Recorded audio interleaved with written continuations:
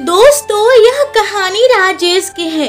राजेश बहुत गरीब होता है और राजेश को जलेबियाँ खाना बहुत ही ज्यादा पसंद है।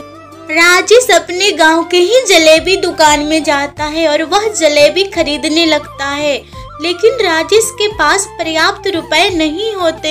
ओ रामा बहन, मुझे 2 जलेबियाँ दे दो, 5 रुपए है मेरे पास, मैं बाकी के रुपए कल दे दूंगा, अभी तो मुझे जलेबियाँ ही दे दो। ओ राजेश, मैं उधारी बिल्कुल नहीं देती।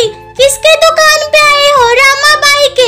और 5 रुपए में तो आधा टुकड़ा भी जलेबी नहीं मिल। जलेबी दुकान वाली रामा बाई की ऐसी बातें सुनकर राजेश बहुत उदास हो जाता है और वह दूसरे के घर पे काम करने लगता है।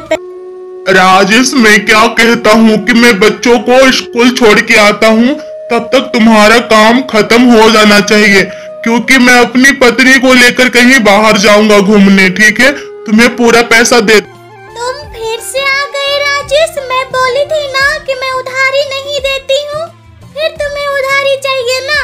पहले मेरा पूरे पैसा वापस। रामा बाई की ऐसी बोलते ही राजेश अपने पॉकेट से पैसे निकालता है और बोलता है, रामा बाई, मैं रुपए लेकर आया हूँ, उधारी लेने नहीं। राजेश जैसे ही अपने पॉकेट से 100 रुपए निकालता है, रामा बाई खुश होकर एक कटोरी जलेबियाँ दे देती है राजेश को।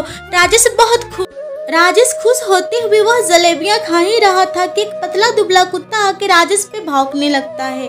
राजेश समझ जाता है कि यह कुत्ता भूखा है। वह सारा जलेबियाँ वह कुत्ता को दे देता है। मेरा अपना कोई नहीं है, एक तुम ही लोग तो हो जो मेरे साथ रात दिन रहते हो।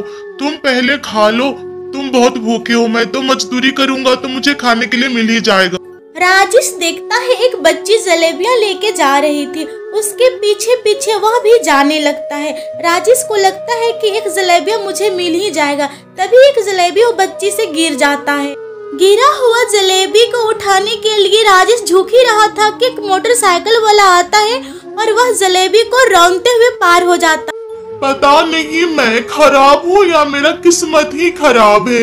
मैं जब चाहता हूँ जलेबी खाना मिलता तो है, लेकिन मेरा मुंह में नहीं जाता है। राजेश बहुत गरीब होता है, उसके पास खाने के लिए कुछ भी नहीं होता, वह बिना खाए पिए सो जाता है।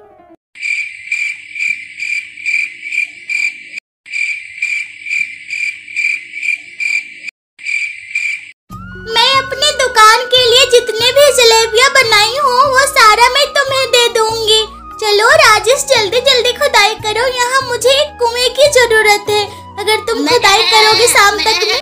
रामा बाई के काम खत्म करने के बाद रामा बाई राजेश को एक कटोरी जलेबियाँ देती है। जलेबी लेके आ ही रहा था कि अपने कुत्ते को देखने की वजह से गहरा गड्ढा में जलेबियाँ गिरा देता है।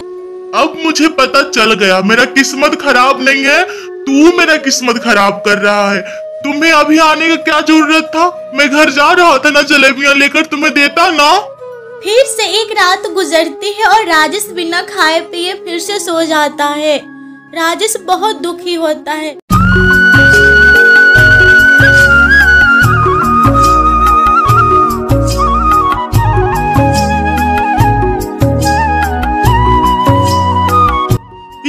ये कैसे हुआ? यहाँ पे तो एक गहरा गड्ढा था जिसमें मैं अपना पूरा जलेबियाँ गिरा दिया था।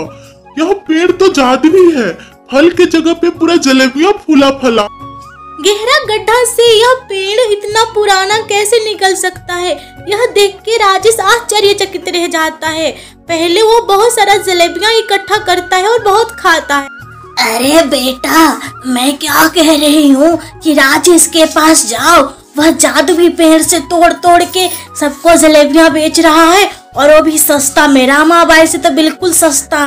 रामा बाई की दुकान के सामने गांव की ही एक बुढ़ी महिला सभी को बोल रही थी कि राजेश का जलेबियाँ बहुत ही अच्छा लगता है। रामा बाई यह बात सुन लेती है और राजेश से मिलने के लिए उसके दुकान पर जाती है।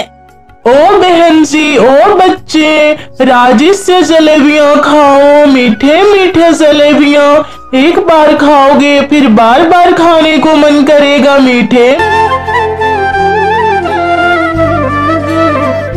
बाप रे, फलों के जगह जलेबियाँ! हे भगवान, ये कैसा पेड़ है जो ग्राहक भी बुलाता है और जलेबियाँ भी देता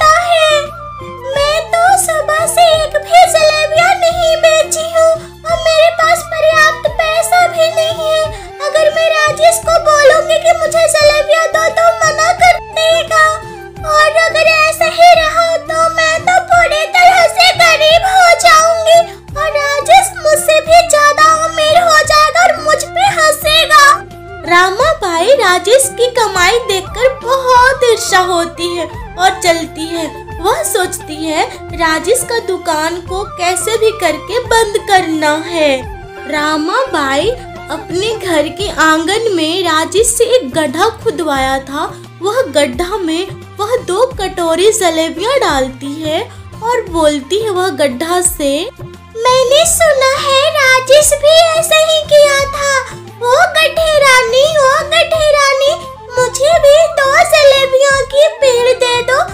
वह गड्ढे से एक ध्वनि उत्पन्न होता है जो रामाबाई को स्पष्ट रूप से सुनाई देता है। अरे तुम्हें जलेबियों की पेड़ चाहिए, तुम ईर्ष्या करती हो, तुम दूसरे पे जलती हो, तुम्हें कभी नहीं मिलेगा पेड़ जलेबियों की, तुम भूखे को भोजन नहीं देती हो। वह गड्ढे से अपने लिए अपमानजनक बातें सुनकर रामाबाई अपने घर के अंदर जाने लगती। जलेबियां बेचकर राजेश काफी अमीर हो गया था।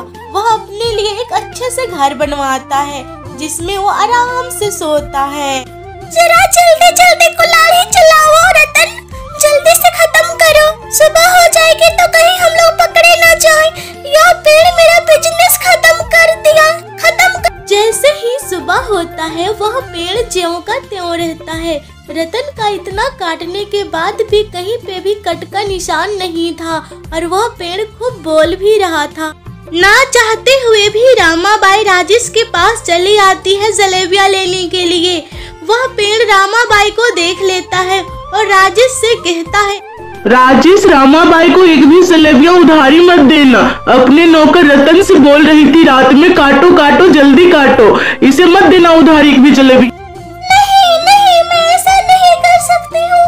क्या तुम्हें लगता है राजेश कि मैं ऐसा कर सकती हूँ? मैं तो सीधे साधे बेचारी हूँ और बहुत गरीब भी हूँ।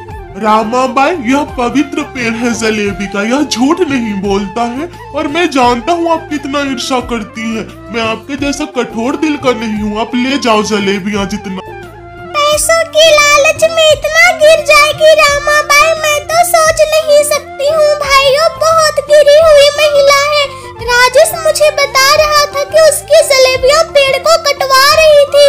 ये रामाबाई अपने घर आती है और वह बहुत सोचती है। वह सोच के पागल हो जाती है कि मैंने जो किया है वह गलत किया है, मुझे ऐसे नहीं करना था।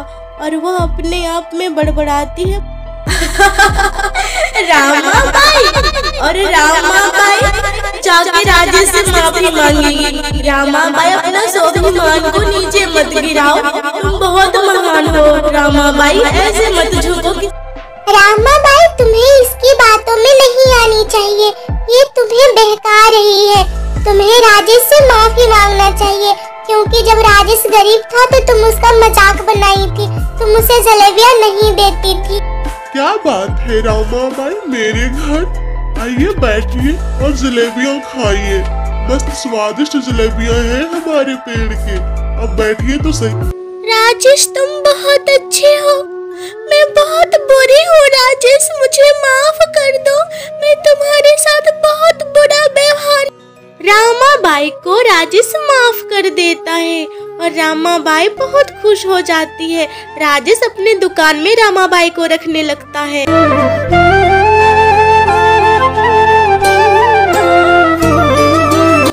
पूरे गांव वाले राजेश और रामाबाई से जलेबियां खरीदते और स्वाद ले लेके खाते। सभी लोग बहुत खुश होते हैं और रामाबाई और राजेश भी। रामाबाई को भी अपनी गलतियों का एहसास होता है। रामाबाई बहुत पछतावा करती है और वह सोचती है मुझे यह कार्य पहले ही कर लेना चाहिए था। राजेश बहुत खुश होता है क्योंकि रामाबाई चालाक के साथ साथ बुद्धिमान भी थी। वह सारा जलेबियां बेच लेती थी और राजेश को पैसा देती थी। दोस्तों, कहानी यहीं समाप्त होती है। अगर कहानी पसंद आया हो तो वीडियो को लाइक करके चैनल को सब्सक्राइब कर देना और घंटा भी दबा देना।